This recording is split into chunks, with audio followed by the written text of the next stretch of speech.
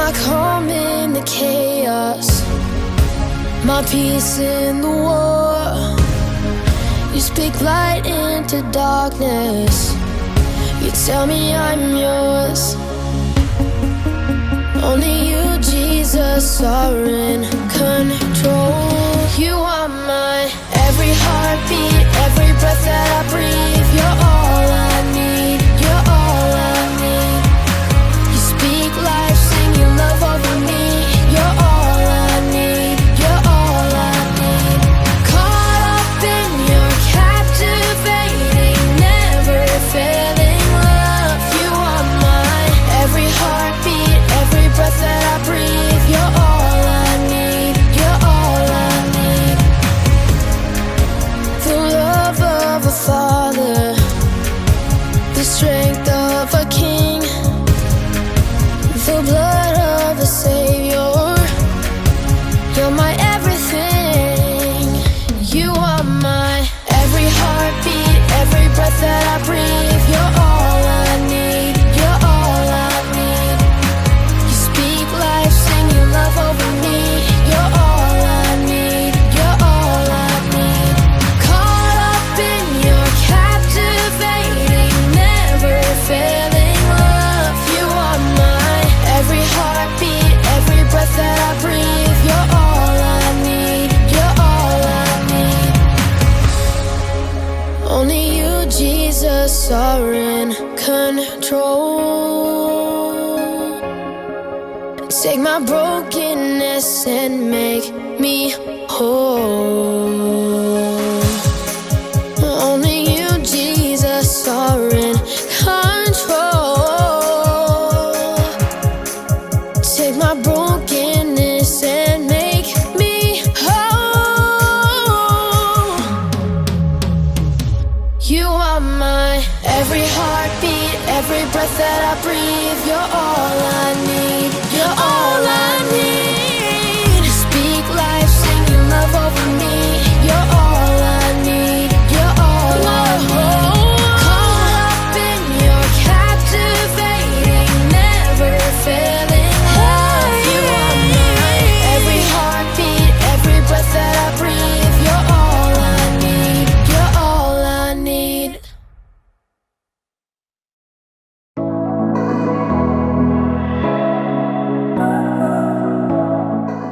Hello everyone, my name is Haley. It's summertime! And we're talking about what it means to make waves. Because what you do today can change the world around you. There's lots to do in the summer. Sometimes it can get crazy. Woo! Woo! And sometimes you just want to go outside and relax and blow some bubbles. Look at them just floating in the air, not a care in the world. And sometimes if you're really gentle, you can catch one. Oh. And if you're not, bye-bye bubble. Bye-bye bubble. Fact, the bigger the bubble, the more gentle you have to be. You can't be too crazy, or you'll just end up with soap all over the ground. But when you slow down, think about what you're doing before you do it, and don't lose control, you can make some big bubbles. In today's story, we'll hear about a time when the all-powerful, incredibly strong Son of God chose to be gentle. I'll see you soon. The Bible. It's 66 books of history, stories, letters, and poetry that fit together to form God's one big story. The epic adventure of how He created us and loves us so much that He made a way to rescue us. As we travel through the Bible, from Genesis to Revelation, we discover people who met God and found their lives changed forever. Now, for an amazing story. Inspired by the book of Mark, chapter 10, verses 13 through 16. As Jesus traveled, teaching and healing people, He grew more and more popular. Crowds gathered everywhere He went, and people clamored for His attention. Jesus' friends must have felt like they were on a wild ride some days. This is all getting out of hand. Some days we hardly get to talk to him. It's like we're just here for crowd control. Jesus has the Pharisees going after him at every turn, and half of Galilee wants him to heal a blister or fix a sore toe. As Jesus and his friends traveled toward Jerusalem, they stopped at a town across the Jordan River. Once again, religious leaders tried to heckle Jesus. They won't leave him alone. After the Pharisees finally left, the disciples gathered around Jesus. At least he gets a break now. Yeah, and we get to actually hang out with him. Just us. No loud, demanding crowds. It's a ruckus. Jesus' friends looked up to see another group coming their way. Moms, dads, and a whole group of small children. You gotta be kidding me. We're not running a babysitting service. They probably want Jesus to bless their kids. He's been busy all day with leaders and people with real needs. He doesn't have time for a bunch of snotty toddlers. Many families must have had the same idea because they all made their way towards Jesus. Some kids ran around shrieking, while others held tightly to their parents and watched with big eyes. Please, could Jesus bless my little girl? And my boys, if he could just lay his hands on them. I brought my little granddaughter. Hold it. Jesus can't see you right now. He's tired. Not to be harsh, but he's got bigger fish to fry. You know who you're asking to talk with? I saw Jesus face down the wind and waves. He can heal sickness and turn one meal into a feast for 5,000. And you want him to waste his time singing Itsy Bitsy Spider. When you put it like that. Jesus heard the commotion. He quickly came forward to see for himself. Sorry. These people want you to bless their kids. Yeah, they're about to turn this place into a circus. Don't worry, we'll get him out of here. Stop. What? Let the little children come to me. For reals? Don't keep them. God's kingdom belongs to people like them. Okay. Change of plan. Go ahead and bring your kiddos. Line up. Let's keep this orderly. There was something about Jesus that made every single child feel safe. They crowded around him, laughing and talking and asking all of their questions at once. Jesus, I hurted my finger. See my boat? It goes swoosh underwater, but my daddy won't let me fish with him at night because it's past my bedtime. And do you like rabbits? Jesus, I want to play hide and seek. Children were considered the least important people of all at this time, but Jesus stopped everything to welcome them with his arms open wide. He cradled wide-eyed babies. He scooped up wiggling toddlers to sit on his lap. Jesus may have even played hide and seek with a few rambunctious 3-year-olds. I think he's actually enjoying this. He's really good with them. It's been way longer than he spent talking to the Pharisees. Jesus, who could command a wild storm to stop with the power of his voice, chose to gently rock a fussy baby. He blessed a 4-year-old as she told her epic story, and he may have even healed a few skinned knees. After a time, Jesus looked up to smile at his friends and the grown-ups who watched. What I'm about to tell you is true. Anyone who will not receive God's kingdom like a little child will never enter it. Us? Like kids? Jesus was not just showing the crowd that children were important. He was actually telling them that they needed to come to him just like those kids, full of imagination and ready for adventure, and with complete trust that all of their needs would be met. Looks like those kids need a couple more people for tag. I'm in. Why not? Jesus made it clear to his followers that every single child was valuable to God, and that God can give you the strength to be gentle.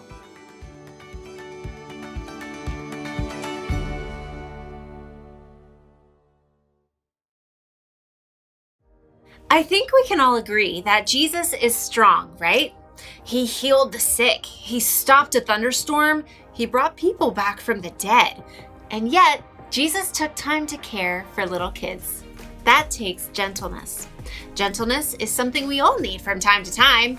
Don't get me wrong, there's a time for crazy. Woo! Then there are times when you need to be gentle, like when you're around babies or little kids, or when you're around someone who's sick, or even someone who's really sad. Being gentle means taking the time to think about someone else's needs. It's slowing down, thinking about what you're doing before you do it, and not losing control. It's kind of strange, but it actually takes strength to be gentle. Like when you're super excited, woo! Oh, or when you're angry or frustrated. You have to be strong to really get yourself under control. And then you can make a big difference in the world. Woo, woo, woo. And if you don't think you've got enough strength to be gentle, check this out. When you put your trust in Jesus, God gives you the Holy Spirit to help. So, listen closely. Here's the one thing to remember today. God can give you strength to be gentle. See, you don't have to go crazy to make waves, but it's still fun sometimes. Yoo-hoo! Yeah!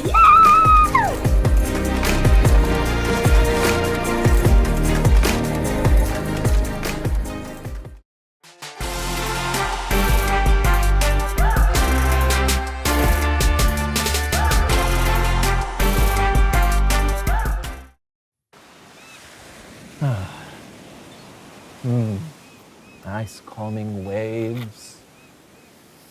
Oh, breathe easy, John.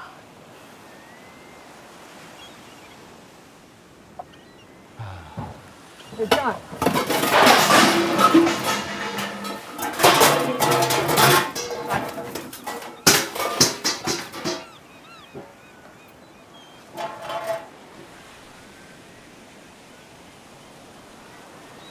I'm making soup. I'm in. All right. Can you grab a pot? Yeah.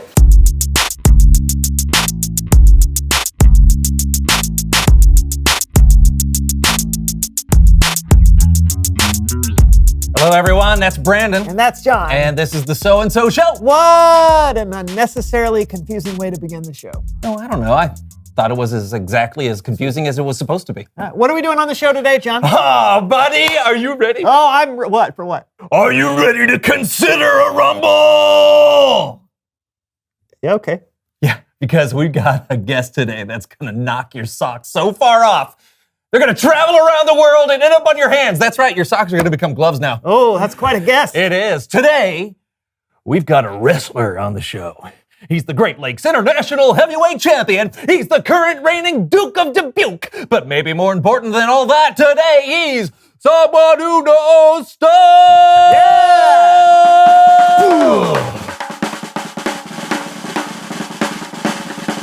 Oh! Yeah! Come on in. Nice to meet you, nice to meet you! Oh. Hello, sir. Tell everyone who you are and what you know. Yeah. Whoa. My name is Hayden the Vaporizer, and I'm a professional wrestler. Oh, cool. How'd you get that name? My mom had an uncle named Hayden, and she named me after him. No, I mean the vaporizer part. Because I vaporize my opponents! Oh, right. Mr. The Vaporizer, it is a tremendous honor to have you here, and I have so many questions that I want to ask you. So first of all, your finishing move is called the Mars Rover. Now, why is that? Because I send people to outer space and leave them there! Oh, of course. It makes total sense. Okay, question number 2. Of all your opponents, who do you think is your number one nemesis? It would have to be the heartthrob, Zack Slater. Ooh. He gets on my last nerve. Okay. Stay there, chicken. Third question. What do you like to do when you're not wrestling? Floral arrangement. Oh, yeah, I knew it. I knew you'd be floral arrangement. Oh, yeah. Ever since I read Eileen Johnson's breakthrough book, The Art of Floral Arranging, I've been a floral arrangement maniac. You'll forgive us, Hayden, if we're a little surprised. It just doesn't seem like dealing with flowers is a good match for a guy like you. Is it because I'm big? Yeah. Strong? Is it because I crush the opposition into the very vapor I breathe for power? Well, yeah, all of those things. You know, I spend all day throwing people around in the squared circle. I have to be strong. Mm-hmm. So when I'm on my own time, I like to be gentle. Gentle? You, Hayden the Vaporizer, the guy that threw Teddy Rich off at the top of the cage. Yeah, pal. I spend a lot more time thinking about flowers than I do wrestling. In fact, hold on here for a second. Okay. Did you shake his hand? I know. It hurt. Oh, wow. Oh, wow. Check it out, brother. Asiatic lilies, yellow snapdragons, hot pink carnations, and purple statice tastefully arranged in an artesian vase. I call this Tuscan sunset.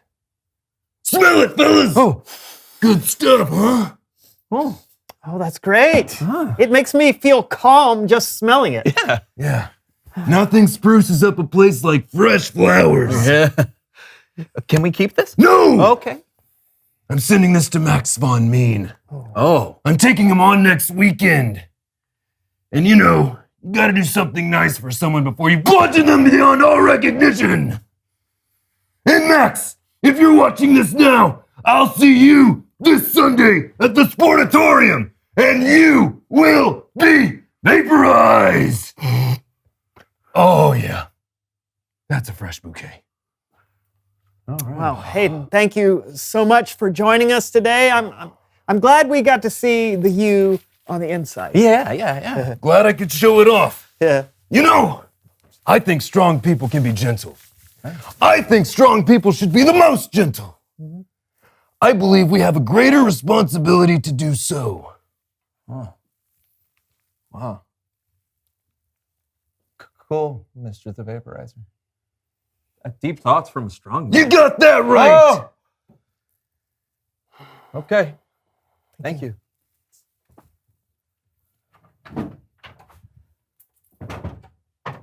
Wow. That did not go the way I thought it would go. I know. I'm glad it didn't. I Yeah. mean, what would we have learned if he was just what we expected him to be? I don't know. He could have taught us how to talk like a wrestler. Well, anyone can do that. Can you? Yeah, of course. It's Bible story time with Kellen. Wow. Can I get some water?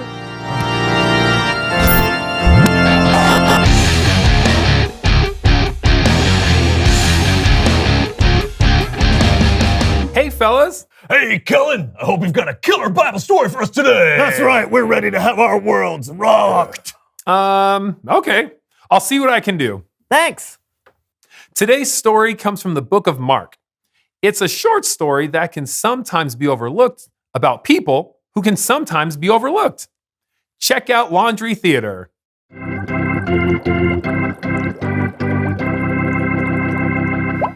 As Jesus traveled around teaching and healing, he became more and more popular.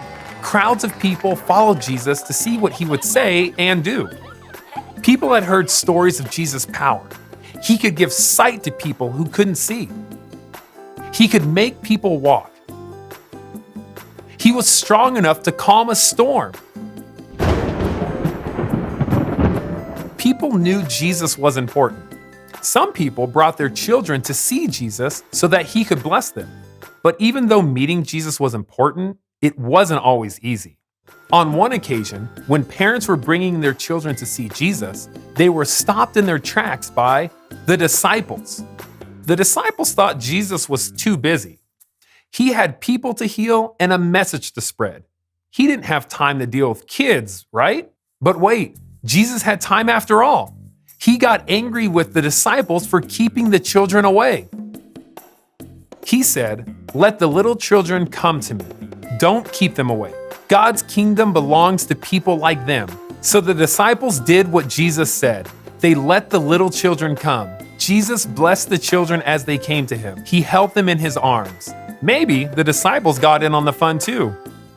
We don't know for sure how long Jesus spent with the children, but we do know that the all-knowing, all-powerful, incredibly strong Son of God took time to be gentle and took time to show the little kids that they were loved. The end. Jesus said to his disciples, "What I'm about to tell you is true. Anyone who will not receive God's kingdom like a little child will never enter it. That's how important children are to Jesus. He said that even grown-ups should come to God like little children, full of fun and wonder, and with a trust that all their needs would be met. Everyone is valuable to God, no matter how small or how overlooked. Did that rock your world, fellas? It did. Hey, we're learning a lot about gentleness today, Kellen. I love how Jesus took the time to be gentle. Yeah, even though we usually talk about how strong he is. Being strong doesn't mean you can't also be gentle. Sometimes I think it takes strength to be gentle. When you get all angry or you get really passionate about something, your first instinct might be to get all gruff and tough. But if you choose to be gentle, you can calm situations down. You can save relationships. You can make an amazing flower arrangement. Sure. Thanks for the story, Kellen. You bet. I'll see you guys next time. Bye. Man, what a great show. I agree. Yeah. Reveal! No, shh. Did you not listen to the entire show, man? Just be gentle. Yeah, Gentle. you're right. Let me try again. Reveal the question. Today's question is, why is it sometimes hard to be gentle? I think it's hard to be gentle when someone says something that makes me mad or hurts my feelings. Oh, yeah. And it's hard for me when I get impatient. Like when I'm trying to help my dad understand how to use his phone and he just doesn't get it. You have to turn the phone around, Dad. This is a video call. No, you don't put it to your ear. I'm looking right down your ear canal, Dad. I can't. Yeah, so gentleness can be hard. So you'll need to rely on God and the Holy Spirit to help you. Yes. After all, it takes strength to be gentle. Yes. You okay? Yes, I am good. I'm fine. I'm gentle. Me too. Until next week, that's John. And I'm not Brandon. And this was the So and So Show. Stay gentle, everyone.